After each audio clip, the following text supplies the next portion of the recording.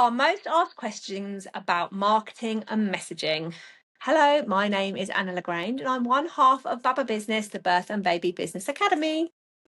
And my name's Liz Stamford, and I'm the other half of Baba Business, the membership for birth and baby business owners. Okay, so we are going to be answering questions on marketing and messaging. Remember, these are real questions, and the first one is, how do I make my message clear and compelling so it actually connects with my ideal client? That is very interesting. And I know straight away where both our brains are going to go is to check in, see if you have done your ideal client work. Because how can you speak to, appeal to, communicate with your ideal client unless you really, really understand them? So we do a lot of this type of work in our workshops, in our membership. We've got lots of content on it. And it can feel a bit like, oh, this is a bit pointless, but it's so not. I remember thinking that myself, like way back, thinking, well, I just want to work with pregnant women, obviously, so why do I need to go into such detail? But it really does underpin it underpins your offer, your social media, the copy on your website, everything, and it will start to really pull in those not just ideal clients, but those clients that you like just love to work, because they'll read what you've written or what you've created and they'll be like, she's talking to me, she's in my head. That's really what we want, isn't it? Yeah, it is what we want. I think when you finish your training and you've done your course, all you have really is the theory from your course, or that's what your head is full of. And I think people are like, how do I now translate this into what it is I'm going to offer? I think people get really kind of stuck on that, but you almost have to shift out of that. You know that stuff now, and that's great. You have to think forward and think, who am I actually wanting to help? What would be, and it's not just that. Sometimes people struggle with a service. They think about, oh, do I want to work with people one-to-one? Do I want to do a group? Do you perhaps if you're a doula, you're thinking, oh, do I want to do births, or do I want to do, and you've got to spend a bit of time with yourself really getting clear on that, because once you've done that and then you decide what you want for yourself and then what you want for your clients and then who those clients might look and feel like, that will start giving you the language to use for that. So when we're talking to people about our ideal client, we're saying, well, okay, let's just say you are wanting to help a first time parent who is scared about birth, for example. It's very hard unless you can visualize that person and what they're going through, what they're thinking, what they're feeling, what they're saying to their partner, what they're saying to their friends. Are they saying what's going on in their head, or have they got stuff that's secretly in there, that they don't want to share because perhaps they feel embarrassed or ashamed? If you can put words, themes even, to those things that they're experiencing, that's how you create your messaging, not by just being like, well, this is what I do, or this is what I learned on my course, and this is what I'm going to, because that feels quite robotic and also not very unique and authentic. Whereas when you have to start with the end point. You have to start with who you're helping, why and how. And then that will help you create your messaging. Oh, it took me so long to learn this. I don't know about you. It just took me so long to... I think messaging's hard. It's not hard for everybody, but for me, it was really hard. I'll be honest. No, I totally agree. If you've come to business and marketing without any background, then it does feel totally alien. And part of you sort of thinks, well, surely I've just got to tell people what I do, what I offer, where it is, and, that's it. And of course, there is an element of that. They need to know the practical stuff, but that's not going to buy. What's going to make them buy is knowing that you connect with them and that you understand them and that you can offer them something, that you can get them from A to B, essentially. So totally scared and freaked out to feeling calm and confident, that's essentially, that could be what your ideal client needs. And what we often do, particularly with we've done it with VIP clients, but we've also done it in workshops as well, is we get people to create an empathy map around their client. And once you've done that, you can literally go back to that every time you're creating an offer, or you're writing a sales page, or you're writing a social media post, and you can take ideas from it, because once you've finished it, it is literally covered in all your thoughts and ideas about this person that you want to attract. And I think something that people struggle with is like, but who is this person that I work Yes. with? Like, how do I just imagine them? Like, do I make it up? And there is an element, of course, of like um artistic license where you are just Yes. using your imagination. Often, but not always, this person can be an earlier version of yourself. And if it is, like, if your ideal client is an earlier version of yourself, then it can often make it easier to really tune into things. Mm.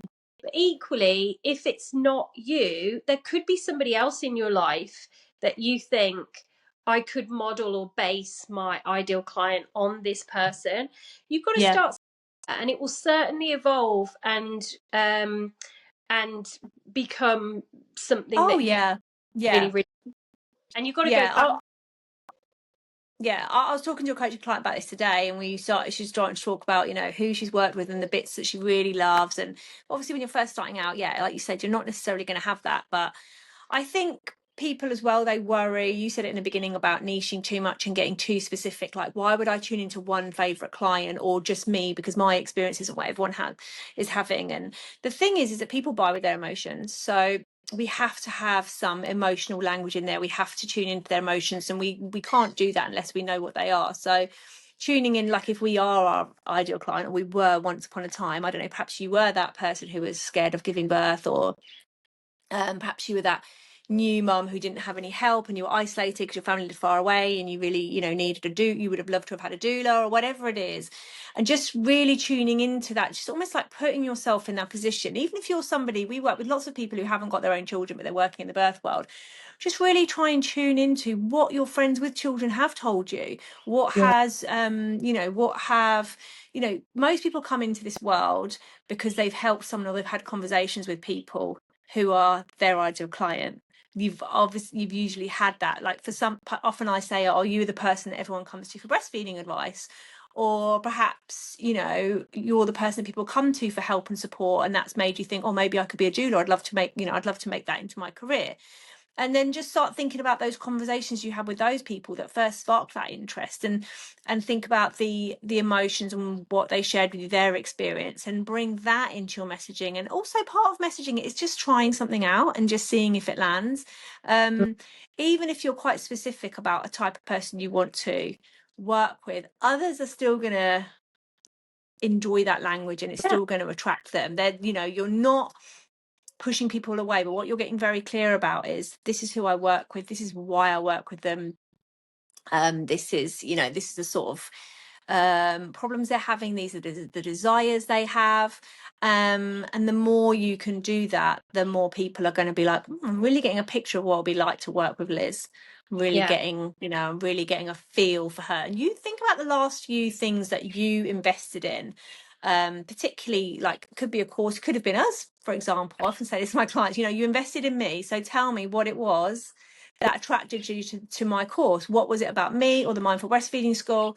And so think about those investments that you've made, those people you've chosen over someone else, and think about that your own psychology and why you made that decision. And that's going to really help you get into the heads of your own ideal clients. yeah. And ultimately, that is what is going to make you stand out as well. It So is. Yeah. you people saying at the Calm Birth School, I signed up because I love how you talk about birth, or I love how you talk about like hypnobirthing, my own specific way. So you shouldn't be afraid to kind of stand out and You need to stand out.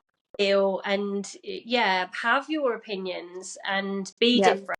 It is going to bring people towards you. Absolutely. It's absolutely vital to getting those gorgeous clients that you want to work with come towards you. Yeah, it really is. So I've got another question here. It says, I'm great at what I do. Brilliant. but I struggle to communicate it in a way that feels natural and not salesy. How do I fix that? Or I that's do think really, there's so much awkwardness, isn't there, often about promoting ourselves. yeah, If we haven't, again, like if like me, you haven't got any marketing or sales experience, coming into that and talking about just talking about what you do can feel deeply uncomfortable. yeah. But I would say with this person, like, are they being like, are they actually being salesy when they're I seriously doubt that they are being. I think what happens What is, even does that mean? yeah, exactly. So we think of sales, and we probably automatically go to, like, that kind of old fashioned 80s car salesman, or what we've seen on telly or heard in the media Double about dodgy glazing salesman knocking on the door. salespeople. It's That always a sort man. Yeah, always man. Yeah, let's blame the men. Uh, so we're sort of thinking, oh, I don't want to be that person. That's so awkward, and it's so, yeah, cheesy and whatever. But it's very unlikely that you are that type of person, especially in the birth and baby world, where we've come into this world to sort of to help, to support, to make an impact, and we deserve to earn money from the impact that we have. Like, it's okay to make impact and income, and it's okay Yeah. to give equal value as well. You don't need to feel bad about that.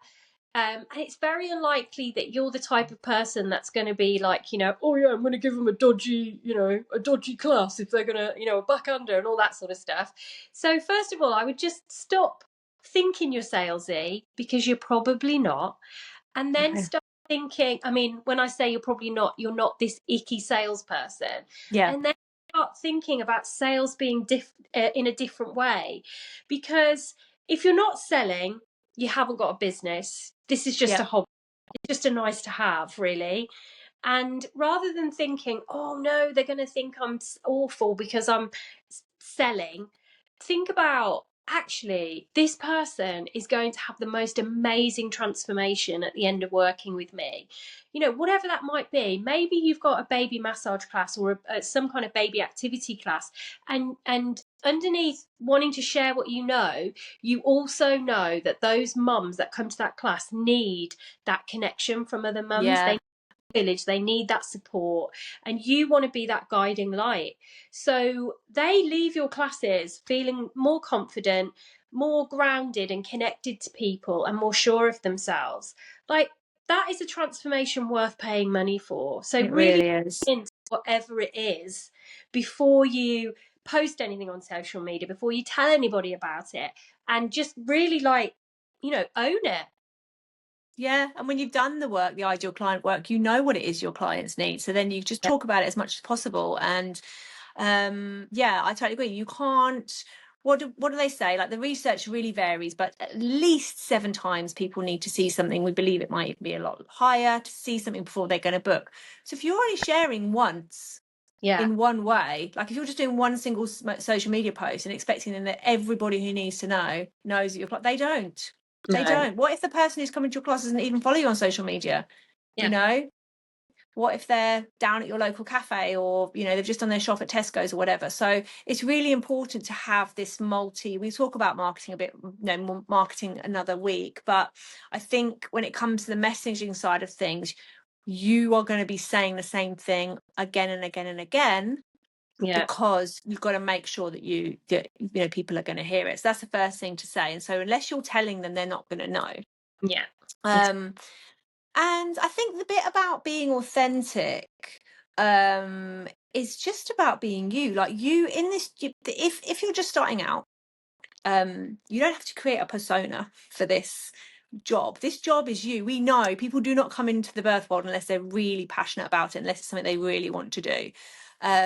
So you've already got that there. So, like, show it and share it and be yourself. And if there's parts of what you do that you feel really passionate about, like, share that and Yeah. be yourself. People love authenticity, and it couldn't be more important than now, with the rise of AI and the rise of people just trying different things out because it's been made so easy for them.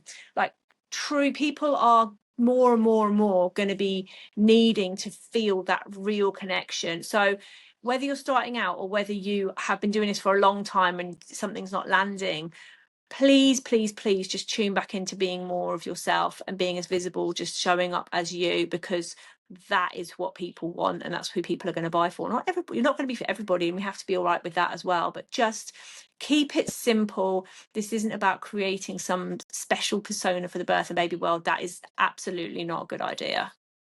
No, just be you, lean into the transformation and just go for it. You can do it. We feel it. Yeah, we believe in you. All right, we'll see you next week for our next episode. Bye.